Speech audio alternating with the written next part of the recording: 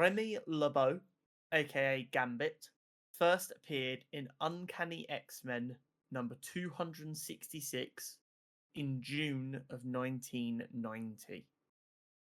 Born in New Orleans, Remy was abandoned at birth due to his bright red eyes.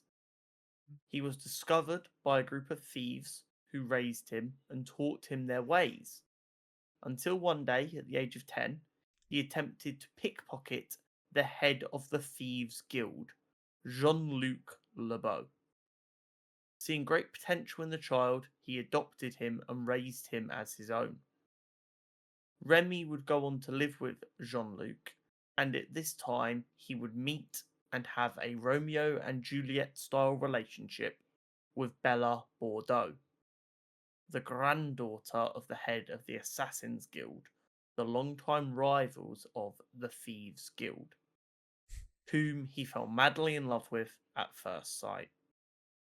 Eventually, as they grew up, and then they got together and prepared to marry, a marriage that would protect the guilds from one another and give them both a true love.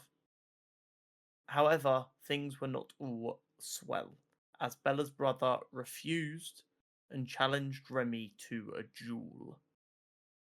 Remy accidentally killed him. This left Bella heartbroken, and as a result, he was excommunicated from the Thieves Guild in the name of peace, as well as banished, never allowed to return from New Orleans. Hmm. After this, he would go on to travel around using his powers and thievery skills to survive before meeting a temporarily de-aged and amnesiac Storm, who he protected and helped. When she eventually returned to her proper age and had her memories restored, she sponsored Gambit's addition to the X-Men. On the team, he would often come across as too relaxed and not interested in the team's overall missions and goals. But at his core, behind his fake exterior, he cares a great deal about his fellow X-Men and their goals. He would go on to marry Rogue, and on the island of Krakoa, he would work as the outreach team Excalibur, which kept an eye on mutants around the world to make sure they were behaving.